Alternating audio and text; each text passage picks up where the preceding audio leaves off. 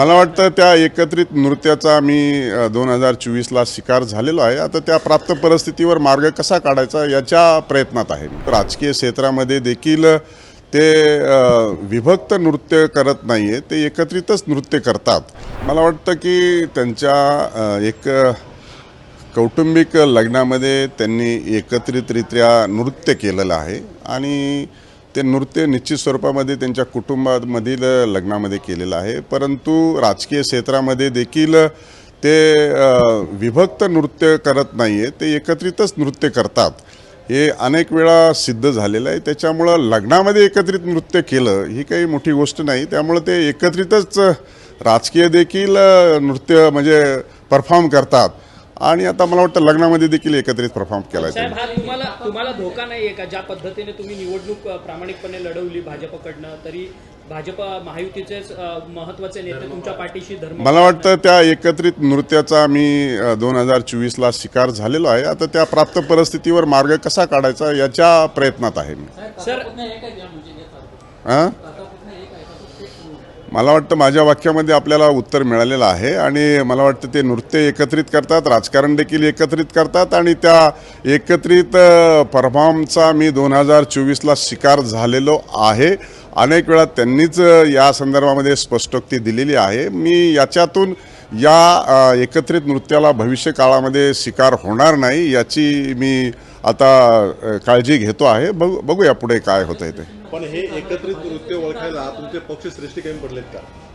मला वाटतं प्रश्न हा माझ्याशीच मर्यादित असलेला ठीक राहील, कारण महायुतीचं सरकार आहे आणि सरकारच्या संदर्भात बोलणं योग्य होणार नाही। सर, दीपाली पाटील नृत्यांगना आत्महत्या प्रकरणामध्ये संदीप गायकवाड ज्या माजी नगरसेवकाचं नाव येतं, तो भाजपचा पदाधिकारी अशा पद्धतीचा आरोप रोहित पवारांनी ट्विटद्वारे केलेला होता।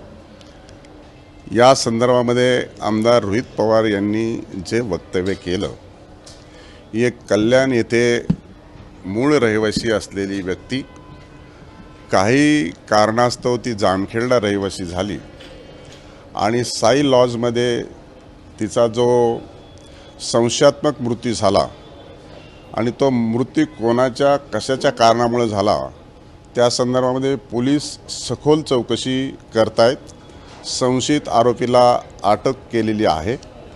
तथापि राहिला प्रश्न, रोहित पवारांनी जो प्रश्न उपस्थित केला तर ते 2016 साली संदीप गायकवाड जो संशयित आरोपी अटक केलेला आहे तो घड्याळ या चिन्हावरती तो आणि त्याची बायको घड्याळ चिन्हावरती निवडून आलेले होते। 2019 साली ते रोहित पवारांचं काम करत होते।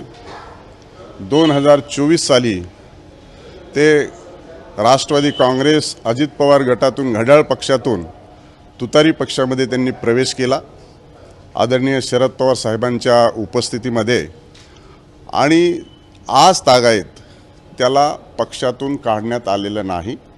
संदीप गायकवाड हे राष्ट्रवादी काँग्रेस शप गटाचाच आहे, कधीही केव्हाही भारतीय जनता पार्टीमध्ये प्रवेश केलेला नाही। भारतीय जनता पार्टीने या झालेल्या नगरपालिका निवडणुकीमध्ये लता संदीप गायकवाड यांना उमेदवारी दिलेली होती। आरोपी मुख्य संशयित जो आहे तो संदीप गायकवाड आहे, तो राष्ट्रवादीत आहे। उमेदवार ज्या होत्या त्या लता संदीप गायकवाड आहेत आणि त्यामुळे असं दिशाभूल करता कामा नये। मीडियाला देखील आपल्या माध्यमातून माझी विनंती आहे की आमदार रोहित पवार ज्या वेळेस कोणतंही वक्तव्य ट्विट करतात त्याची खातरजमा करणं आवश्यक आहे, पडताळणी करणं आवश्यक आहे। त्यांच्यावरती असे खोटे बिनबुडाचे आणि बेसुमार आरोप केल्याच्या कारणावरून 3-4 वेळा पोलिसामध्ये गुन्हे दाखल झालेले आहेत। एकतर मुंबईमध्ये पोलिसांना अरेरावी केल्याच्या संदर्भामध्ये त्यांचा गुन्हा दाखल झाला आहे। दुसरा, माणिक कोकाटेंचा कथित व्हिडिओ त्यांनी व्हायरल केला, त्या संदर्भामध्ये देखील नाशिक कोर्टाने त्यांना समन जारी केलं आहे। तिसरा, जे अमेरिकेचे अध्यक्ष आहेत डोनाल्ड ट्रम्प, त्यांचं फ्रॉड आधार कार्ड प्रसिद्ध केले, त्या संदर्भात त्यांच्यावर गुन्हा दाखल झालेला आहे। चौथा, त्यांनी जो काही ठाणे येथे ज्या जमीन मालकाची बाजू घेऊन बिवलकर ज्यांची बाजू घेतली त्यांनीच त्यांच्यावरती गुन्हा दाखल केलेला आहे. मला वाटतं मीडियाने 1, 2, 3, 4 अशा पद्धतीच्या गुन्हे त्यांच्यावर दाखल झाले असल्यानंतर देखील कोणतीही बातमी प्रसिद्ध करताना जरा खातरजमा करून घेतली पाहिजे, अन्यथा भविष्यामध्ये मीडियाला देखील यासाठी सामोरं जावं लागेल. एवढीच माझी आपल्याला निवेदन आणि सूचक अशी सूचना आहे. याची अंमलबजावणी काय करायची काय नाही करायची त्यापेक्षा असे बिनबुडाचे आरोप करत असताना आणि प्रत्येक गोष्टीमध्ये राजकारण आणायचं. शेवटी एका व्यक्तीचा जीव गेलेला आहे आणि तो जीव गेलेला व्यक्ती आहे त्याची सखोल चौकशी झाली पाहिजे आणि जो कोण दोषी आहे त्याच्यावरती कठोर कारवाई झाली पाहिजे आणि त्याला शिक्षाही झाली पाहिजे. हीच आमची देखील भूमिका आहे. शेवटी मनुष्य जीव आहे, त्याला कुठलाही पक्ष आणि राजकारणाची किनार लागायला आवश्यकता नाही. आणि म्हणूनसाठी बातम्या प्रसिद्ध करत असताना, सनसनाटी निर्माण करत असताना मीडियाच्या माध्यमातून देखील ही गोष्ट खातरजमा आणि पडताळणी करणं आवश्यक आहे. आणि म्हणून आज तागायत संदीप गायकवाड हा मुख्य आरोपी राष्ट्रवादी काँग्रेस शप गटाचा आहे. ते आता आपल्याला पाहायला मिळते आणि म्हणूनसाठी आम्ही त्याला उमेदवारी दिली नव्हती, देण्याचा प्रश्नही नाही. आणि म्हणूनसाठी ही गोष्ट शेवटी एक जीव गेलेला आहे, त्याची चौकशी करण्याच्या संदर्भामध्ये पोलिसांनी कारवाई केली आहे.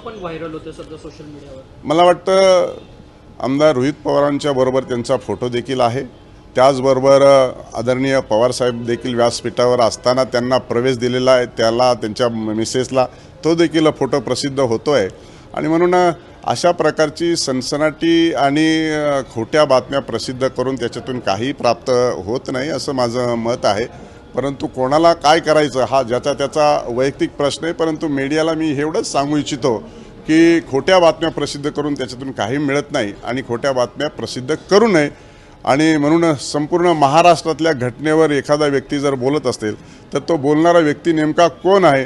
आता हे प्रकरण पुतीन, झेलेन्स्की, ट्रम्पवर गेलेलं आहे, त्याच्यामुळं आता जगात काय बोलायला राहिलं नाही. ही भावना आता मीडियामध्ये एखाद्या व्यक्तीविषयी होणं हे चांगलं नाही.